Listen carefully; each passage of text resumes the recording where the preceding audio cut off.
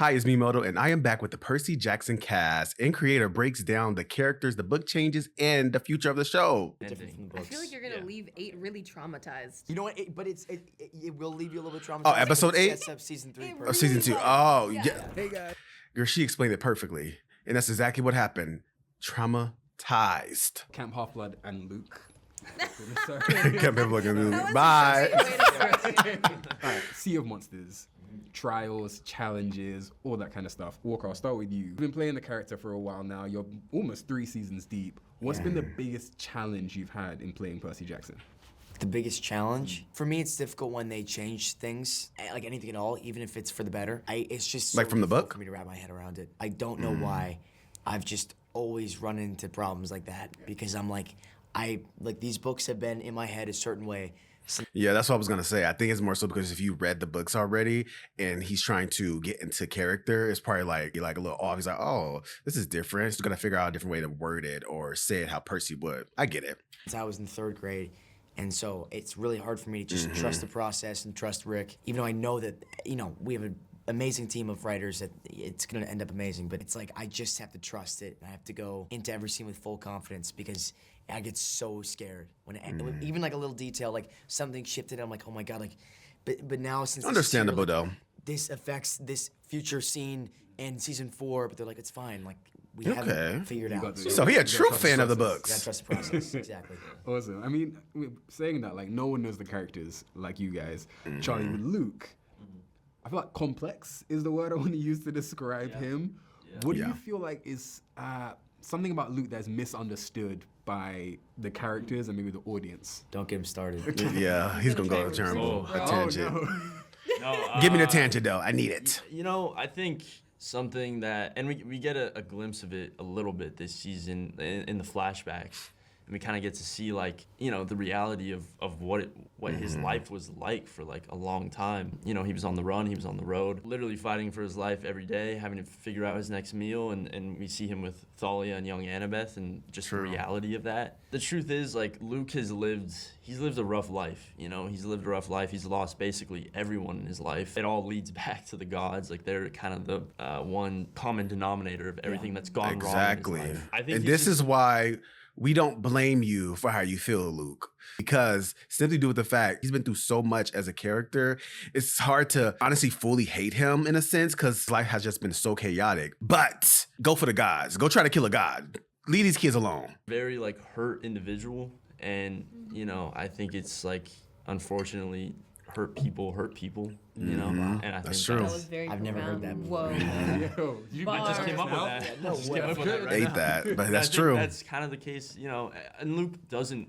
want to hurt people. Like, he doesn't want to hurt, even Percy. Just going through a lot. And you think he's doing good. Beginning. There's But a couple trailer shots. there's a couple trailer shots that might beg to differ. But no, he truly just believes that he's in the right, and we kind of see that this season, Well, speaking of wanting to hurt Percy, Dio. Not Miss Clarisse. That's strange. This is a very strange combination, but I'm living for it. I mean, it can't be there's nothing wrong with us. It must be It's gotta there's be. something wrong with us. Well, okay, clock it, because everybody's always coming after this guy. Why does everyone? You must be doing something.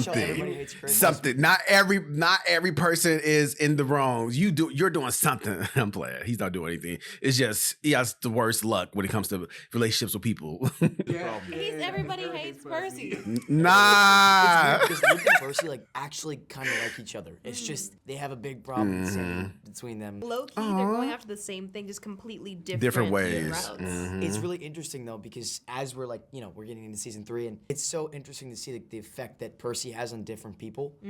Because it's I'm sorry, I just took your. I'll let you answer. Go ahead. But he at the start of every season, it's the person will hate him, like Dior last. I don't want to spoil anything for season 2, but I love seeing the progression in everybody because Percy stays. I mean, he's really sassy, but he doesn't give up on people. He gives it right back if somebody's being mean, but he doesn't give up on somebody, and you really see that start to affect That's people true. as we move on. So, Mm-hmm. go ahead. No, we definitely. Even though people will be mean to him, he continuously try to build a relationship and try to get on one accord with them. You know what I'm saying? At least try to be cordial with one another. Percy does have a big heart. I will give him that. I was gonna say, like, we learn a lot more about Clarisse as well as Luke this season, because initially on first glance, especially season 1, you might describe her as a Bully. maybe. You could say it. Mhm. Yes, She was a is bully. Like she's mean. But we have some. She has she good sucks. characteristics. So No, mean. listen, What? like- It hurts me. Book Clarisse, I will say it. It's like I, as a fan of the books, did not like her because she was always causing everybody problems. all Oh, the she time. was But the setting it thing is, like, off. This season, you really get to take a look into her life and her brain and understand, why she does what she does. And What are the good qualities of her that I think you kind of connect with as you play her? okay, yes, thank you for asking this because that's like a really, actually, genuinely, a really amazing question. One thing about Clarisse that I feel like is really overlooked or people don't notice it is how loyal she is. Like, so she might go ahead and Yeah. try and get some, That's true. maiming in there if she can. However, she really does go by the book. I feel like she's very, what's the word? She's very standoffish and cold. But when she actually lets you into her circle, she's loyal. She doesn't play about you. She's a very traditional and kind of clean-cut, square leader when it comes to her and her people and protecting her people. So she's down in there with the mud with her guys all the time, no matter what. It's like no man left behind. She gets And dirty. I think loyalty is a really, really big theme for her, and I feel like I relate to her in that I way. would agree. Like, I don't know, being foreign, I feel like loyalty is such a big thing in foreign culture, Well, I'm not really foreign. I'm half Persian. My mom's Persian, but it's like... It's a case. I mean, when you compare to like America, I think a lot of other cultures are much more that sort of familial, look after yeah, your yeah. own type thing. Exactly. That's Yeah, definitely it's really true. strong. So the Americans don't tend to like to do that to one another. aspect and also to just the hardworking aspect. She does want a fair win. All right. Well, I'm getting the sign, so I'm gonna wrap it up with one last question from you guys because I know. I mean, like I'm on TikTok. A lot of my followers are like huge Percy fans. They're gonna want to know, of the episodes of this season, what is the episode that you're most excited for them to see? You don't want to answer. I think I know your answer. I have one answer. It's always episode 4. Yeah. Episode 4? Okay. Episode 4, Yeah. awesome. Yeah. Yeah. Yeah. I'm with you there. All right, I've only seen 4 episodes, so that fourth one. Okay. How do you like it? Oh my gosh, how do you see 4 episodes early? Oh, he must be a part of like the early viewer, early access or something. I'm jealous. Did you see the fourth All one? these questions. I've got to the end of 4. Up to 4. Yeah. Sick. So I don't know what. You Well, I know saw what's coming 4. next. Yeah. I'm not seeing what's crazy. coming next. For me, it's 4 and 7. 4 and 7. Seven's Yeah. good. 4 and 7. Yeah, 4 is amazing. I think 8 is up there too. It's good. Yeah. Eight's really good. It's a really strong, action-packed. It's a little bit different from the I books. feel like you're gonna Yeah. leave 8 really traumatized. That's Sorry, that Stop. was I already was. I don't want to keep hearing it. You know what? It will leave you a little bit traumatized, but it sets up season 3 It perfect. really well. Yeah. Yeah. Oh, she was giving out So spoilers. All good. I'm gonna talk to the rest of the guys later. So Tell them we said hi. I Yes. will do. Yeah. I will do. I miss them. I saw you say goodbye to Arian in the hall. So. Those are real boys. I took a piece of him with me. Nice. We took a piece of each other into different interviews. Yes, bro, Right now, man. I feel like you kind of need to. They don't play by to each have your other. friends nearby. Yeah, I mean, look at the. Look at this.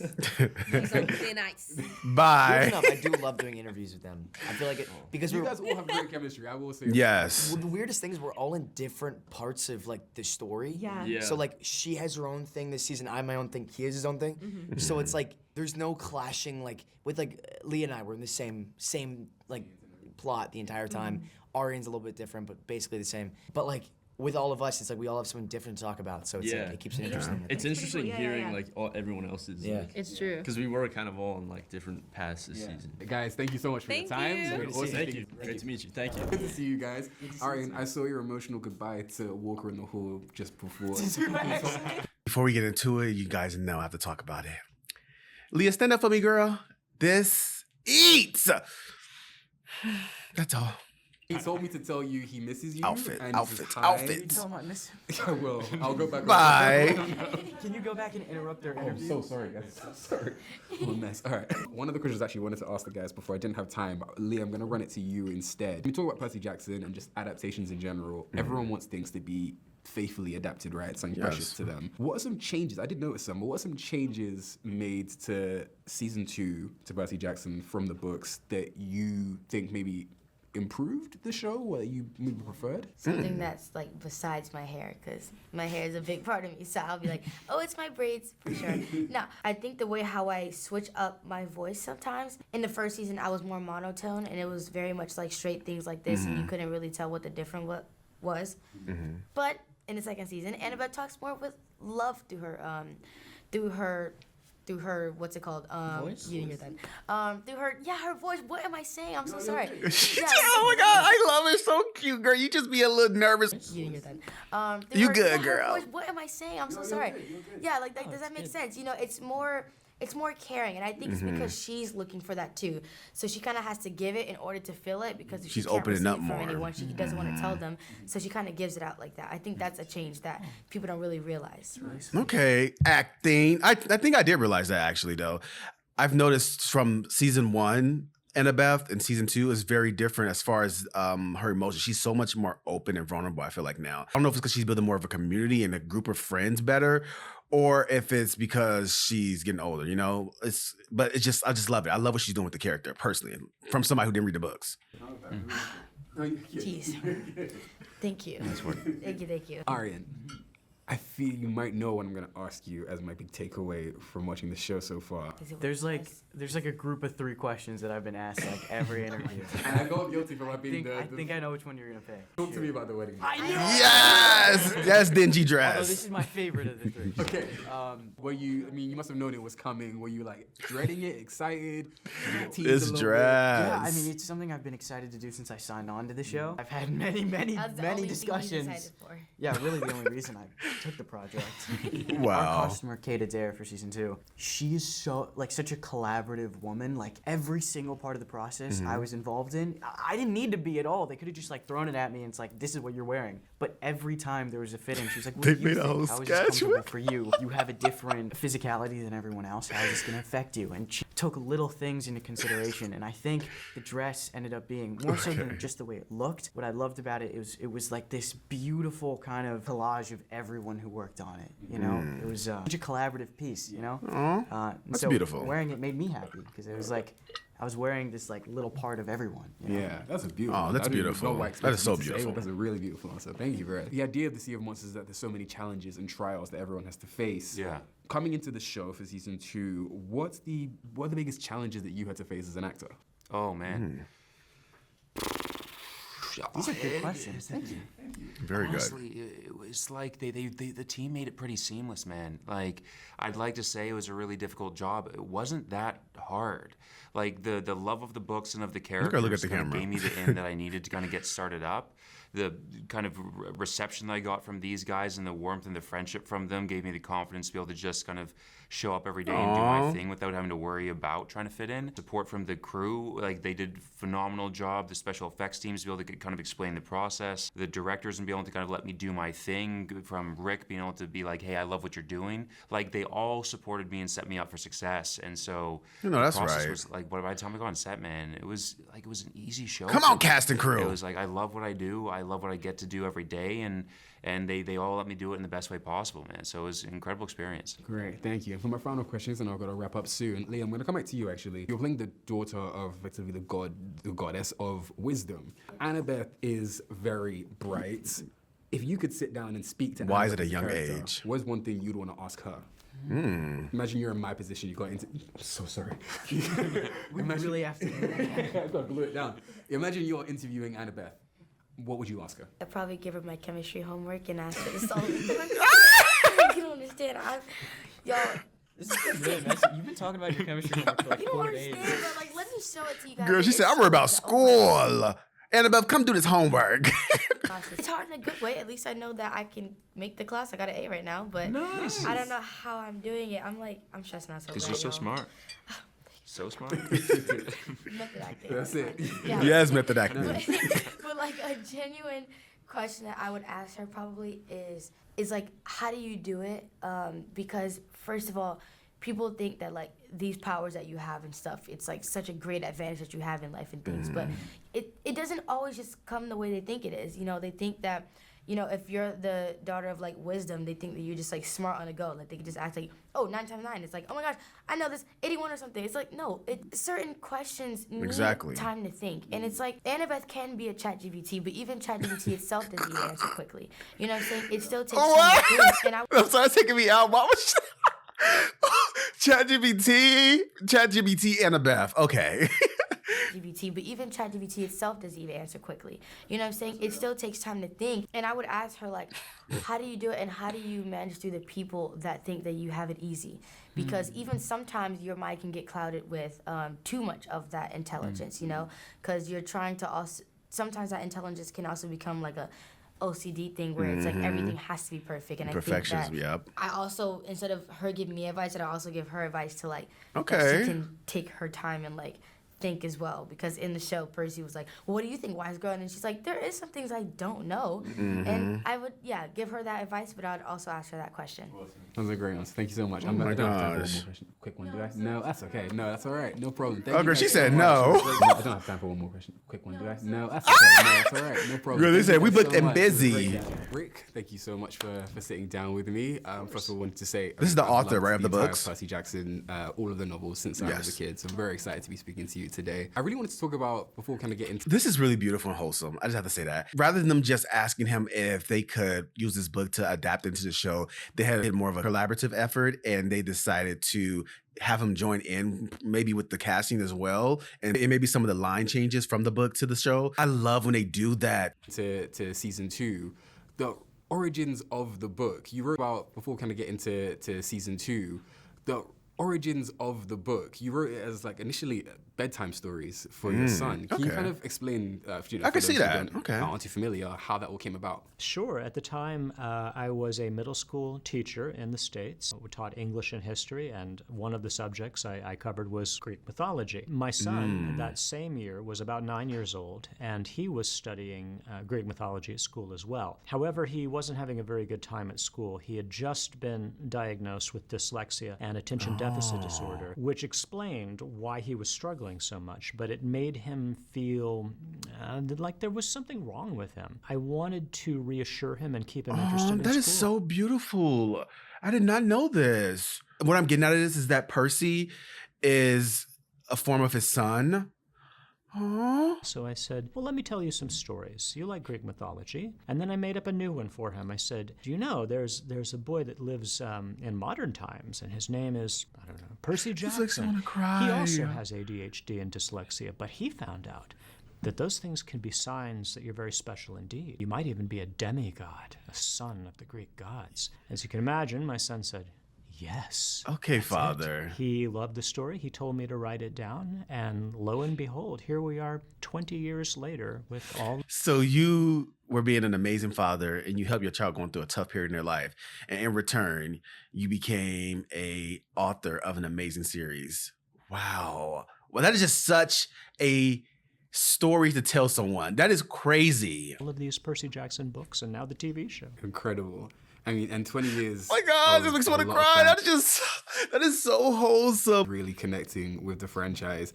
I know why I personally connected with it. I found so much relatability personally in Percy. I didn't necessarily have dyslexia, but I did have some learning difficulties growing up, and I really connected to that side of the story. My best friend was very similar to Tyson as well, so there was a lot of like personal connections into the story. In your opinion, why do you think the franchise has connected so much with fans over the years? It's been amazing to me. I did not expect to be sitting here so many years later and still talking about these books and having the show and all of the resurgence in it. I hope that it's partly because Greek mythology has endured all these millennia because it says something about the human condition. The Greek heroes speak to us because their struggles feel like our struggles. They have impossible odds. They are facing forces that feel unfair, capricious, hard to understand. This is And why we they can breed all with relate us. to that. The monsters that they face are manifestations of things that many of us have to face. Challenges, both internal and external. Whatever they may be, they feel like monsters that we have to vanquish in some way. That's How true. do we do that? So that's one thing. And I hope the other is that just as a teacher, I learned how to tell a story that feels relatable, especially to younger readers, and to know how to That is balance beautiful. humor and action and emotion in a way that makes these young readers, or now young viewers, feel like they can be part of this world. Absolutely confirmed. Oh my gosh, I'm about to cry. This is so Absolutely. beautiful. No doubt in my mind. Just hearing the story behind why he did why he made these books, it's just so beautiful. It's making me teary-eyed, guys. I might have to take a camera break. Now we're in Sea of Monsters for season 2. I mean, what's been your favorite part about bringing the Sea of Monsters, the actual Sea of Monsters, to life? Well, I mean, as the other producers always tell me, I didn't do them any favors because every book is bigger and harder to adapt. One of my favorite things has been seeing the way they tackled those incredible challenges that I set down and brought them to life in such amazing ways. They're just miracle workers. I Okay, don't know how they do storyteller. it. The ironclad scene, for instance, a full-size 1800s warship they built on a soundstage, made it look like it was at sea in a storm, waves crashing over the top of it, and actors on pulley systems and being tossed back and forth. That's crazy. This is why we have to give the crew their credit. Like, look at how they're eating it up. This is why I always say there will never be a show, a musical, a movie without the crew. I always appreciate them. Just on top of that, their talent. Yes, we may have our actors that are eating it up, but I can't build no ship. I can't build these prosthetics and put all this costume and makeup. I can't do what they do and make it look realistic like that. That is amazing. Unbelievable. And all of that just for one scene in one episode. But honestly, my favorite thing is seeing the actors and seeing them grow into their roles since Definitely. The first season, and how much more confident they feel, how literally bigger they've gotten and more mature. But they are so wonderful. They're just lovely human beings. They support each other. They become a family together, and getting to see that has just been so gratifying. Incredible. I mean, yeah, I can be really honest. Coming into Sea of Monsters, I knew the first season it's achievable to do. I thought Sea of Monsters, maybe CGI might have a little hard time tackling that, but I love how it was. I was genuinely I was awestruck. I do want to ask. See, I get what he's saying. It seems like they did a mix of practical effects and a bit of CGI, and that's why it looks really good. That's why you can't really tell that it's like, oh, it's so bad, it's such bad CGI, because they ate it up, they did their job. Their crew know what they was doing. The crew said, hold on, we got this. I was genuinely I was awestruck. I do want to ask a question on behalf of my cousin, who's the one who actually introduced me to Percy Jackson. He's an aspiring writer. He's very much inspired by yourself. So from my cousin, whose name is Chiron, coincidentally. Okay. No relation. Wow. Okay, wow. What a name to live up to. I know. His question initially was, if you could be in any of the 12 cabins, which one do you think you would be in? Oh, that I think about that, and I think the potential answer changes all the time. I'm not sure. Some days I think I'd like to be a son of Poseidon and explore the depths of the ocean. I suspect Could it be I would me? I'm end scared to up see. in the Hermes cabin, just because Hermes is sort of the jack of all trades and he does so many things. He is the god of communication, and I think that speaks to me. People communicating to each other. I mean, sir, you wrote a whole series that is iconic, and you communicated your love for your child through it. Come on now. Yes, definitely. His other question, which I'm going to have to breeze right past, was how could he do that to Jason in Trials of Apollo? I said, it's probably too early to ask that. Yeah, I We'll don't know come what back that when we get is. there. Yeah, hold on. And I don't need no spoilers. Y'all can't spoil. Moving swiftly on then. Season 1, obviously we tackled the first book. Season 2, we're in the second book. And presumably season 3 is, Titan's Curse. I'm ready. Coming into this, was your objective to just go season by season, book by book, and so on? Presumably, we'll get to 5 or 6 seasons in. Are spin-offs kind of in your mind for the rest of the wider universe? Well, that is, the plan is, as you said, 1 book per season, and we are well underway with season 3 now, which is The Titan's Curse. It's going fabulously. I'm very pleased with it. We don't know about 4 and 5 yet. Everyone Okay, is so he's really hopeful involved. If it continues to do as well as it has. It's been amazing. So we'll keep our fingers crossed. Personally, if we can just get the first 5 books done, I will consider that a win. Beyond that, we're not really talking at this point. point about what that might look like, but if it happens, that would be amazing. Are there more than 5 Incredible. books? Well, I'm excited to see where it goes. If I can wrap it up with just one last favor, if I can, actually. For the aspiring writers out there, I know a question you might commonly get is, what advice could you give to aspiring writers? Can I ask you, in your experience, is there one piece of advice you were given by someone else that you still hold on to today? Yeah, I mean, the biggest piece of advice is finish what you start. And I didn't do that when I was young. I would write a few pages and say, oh, this is too hard. I'll get another idea and start again. And because of that, I have binders full of unfinished stories. Rather, what I've learned you have to do is write it from the beginning to the end. It will be terrible. That's okay. Let it be terrible. Because the first challenge is to get a finished draft of whatever it is. Then you can go back and revise it all you want. Finish what you start. Excellent. Thank you very much for your Of time. course. Wonderful talking Such a chill with you. guy. Who's this man? Tyrell? You ate that up. He has some really good juggernaut questions. Like that's how you do an interview. I love these questions. Of course, I'm gonna always love seeing the cast, this chemistry together, seeing Charlie, Dior, and Walker. It's just very interesting in general to see their just 3 of them together, their dynamic. They got good chemistry alone as well. Like I said, it's just always crazy to see that the whole group just has good chemistry. This author is amazing. Like, I did not know any of this. I want a father like that. That is so beautiful. You felt that your child was going through a tough time. You said, hold on, baby, I got you. Let me read your story. Let me make books for you. Give me something like that. Like, that touched my heartstrings. I was gonna cry. I was literally about to cry. Like, I felt it in my heart. The author is like amazing, the guy. Like, I love they have him involved with everything. That's part of why the series is going as good as it is. A lot of adaptations should do this. Hey, producers, directors, watch what's going on with these other adaptations, because it'll be nice if y'all call in the actual authors of these books y'all are adapting. I mean, just an option, you know. But yeah, so what you guys think about this reaction down below, and hit that like button if you enjoyed this reaction. Hit that sub button if you want to post. I'll see you guys next one. Bye.